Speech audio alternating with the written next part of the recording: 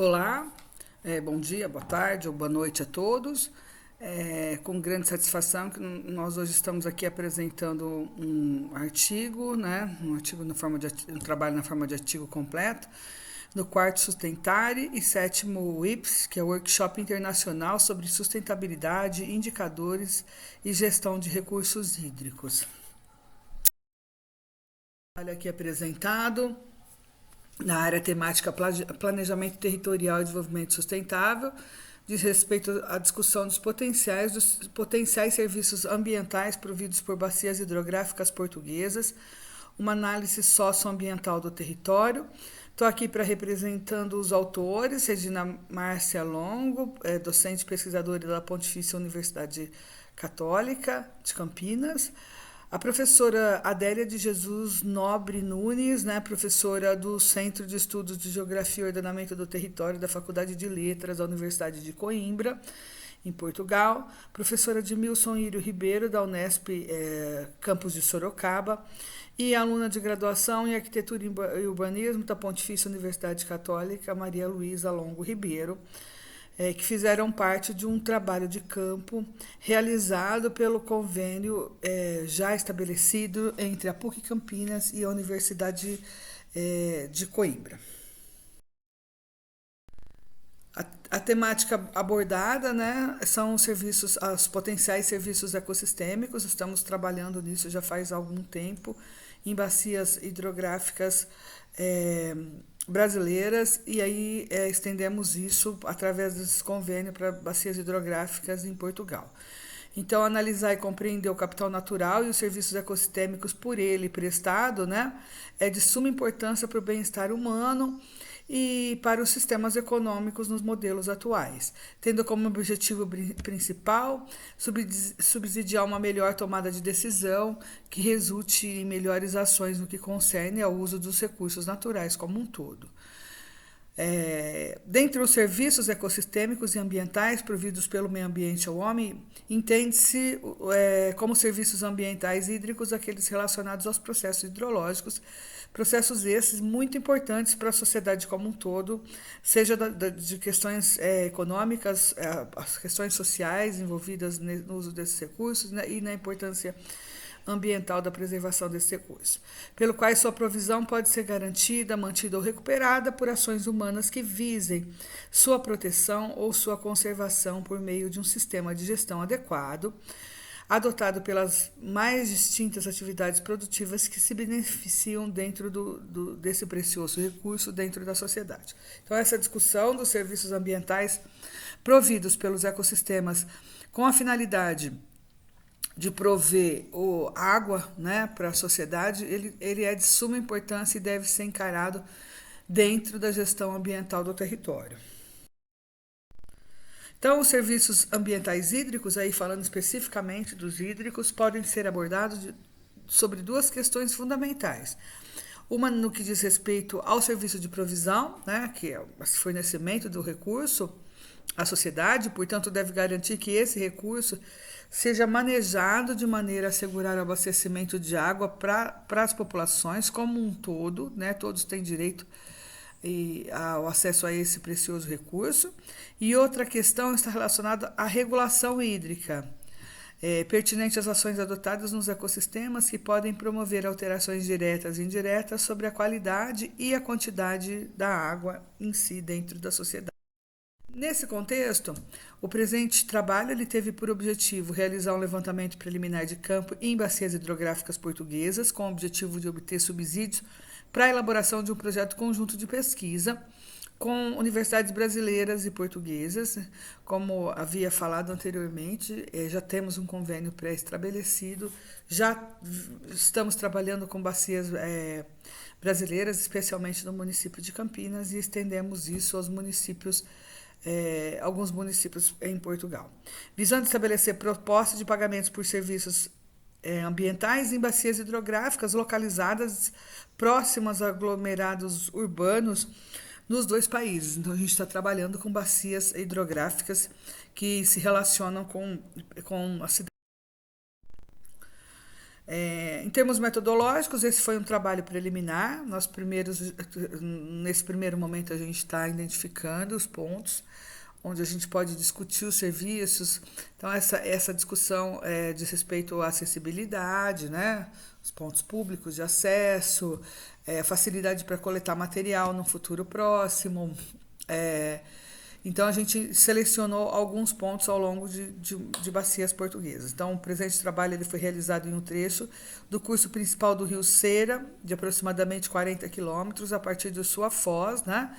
Em Coimbra, o rio deságua em Coimbra, até o município de Góis, na Serra de Lousã, em Portugal, e também um trecho de aproximadamente 25 quilômetros da nascente do rio Coa até a cidade de Sabugal. O rio Ceira, em Portugal, apresenta sua nascente na Serra do Açor, no cabeço do Gondufo, a uma cota de aproximadamente 1.300 metros de altitude e deságua nas proximidades de Portela, já em Coimbra, né? Sendo esse um dos mais importantes afluentes do rio Mondego, que é o rio que corta a cidade de Coimbra. De um modo geral, a bacia hidrográfica do rio Ceira tem uma área aproximadamente de 730 km², e um comprimento aí mais ou menos 100 quilômetros. A foto que vocês estão vendo à direita, aqui à direita, é a foto do rio Ceira, próximo à cidade de Coimbra. O rio Co, em Portugal, tem sua nascente na Serra da Mesa, já isso próximo à Espanha, né? Próximo à aldeia de Foz, na região fronteiriça luso-portuguesa. Né? Nasce numa altitude de aproximadamente 1.200 metros, percorre aproximadamente 130 quilômetros, e na cidade de Sabugal, que é o ponto onde a gente fez essa discussão, ele muda repentinamente de direção, passando a se deslocar para o norte ou nordeste, mantendo essa direção até desaguar no Rio Douro. Os trabalhos de campo eles foram realizados por um grupo interdisciplinar, tanto de professores e alunos da universidade, das universidades envolvidas, no mês de janeiro de 2020, e constou das seguintes atividades: identificação dos pontos de amostragem a serem utilizados no presente trabalho e atividades futuras, identificação de situações relevantes para serem investigadas nos pontos analisados.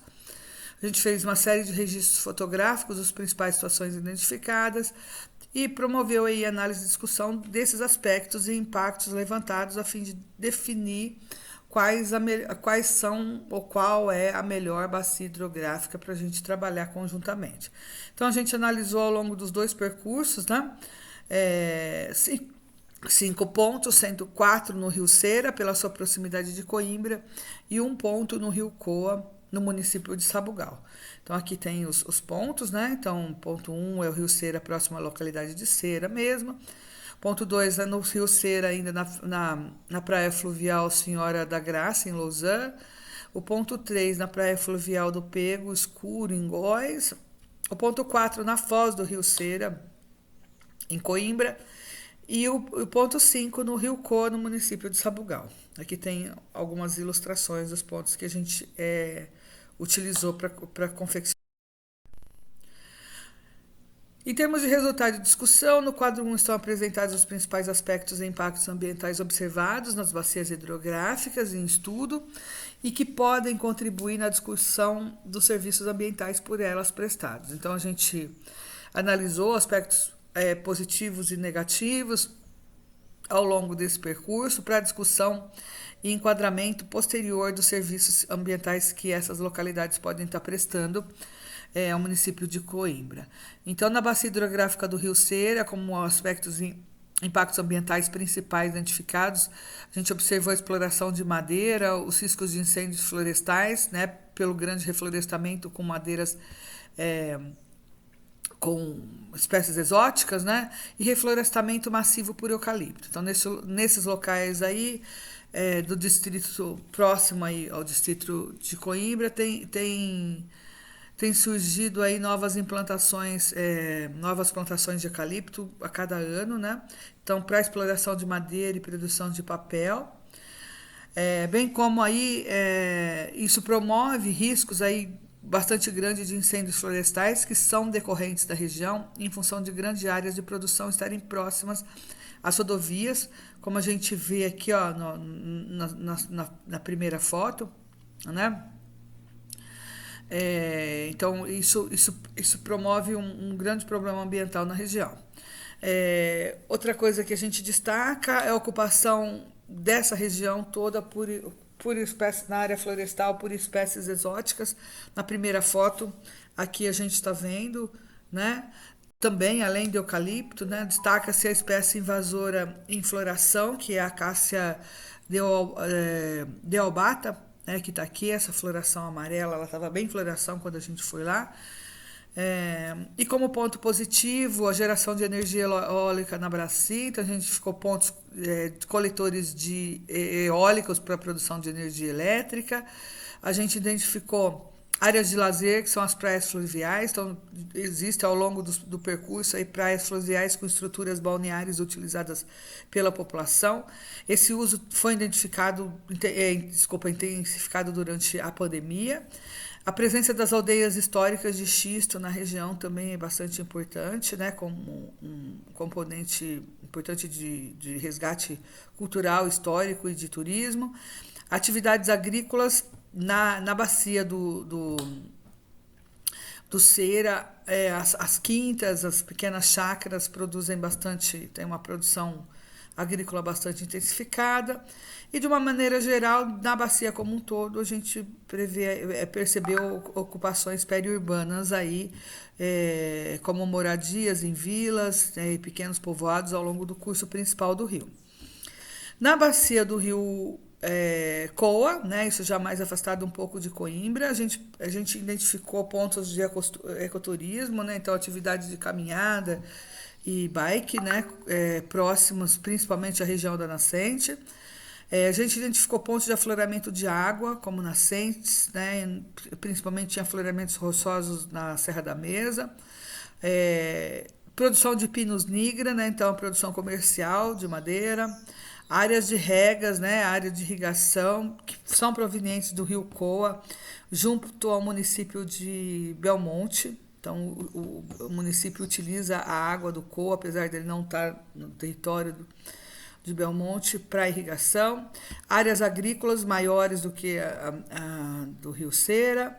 Parque Natural da Serra da Malcata, então uma área de preservação ambiental. Áreas de lazer com praias fluviais também foram identificadas, né? Também com estrutura balneares aí que foram utilizadas pela população, especialmente a partir da Covid-19, e também a presença de aldeias históricas ao longo do percurso. Isso.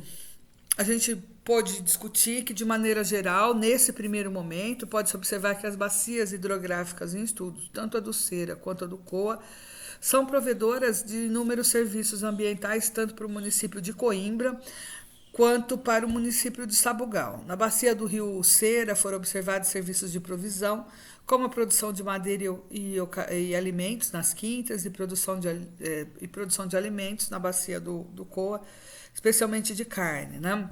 O fornecimento de água também pode ser observado em ambas as bacias, por abrigarem nascentes importantes que acabam desaguando no rio Mondego, no caso do Coa, que desagua em Coimbra, e no rio Douro.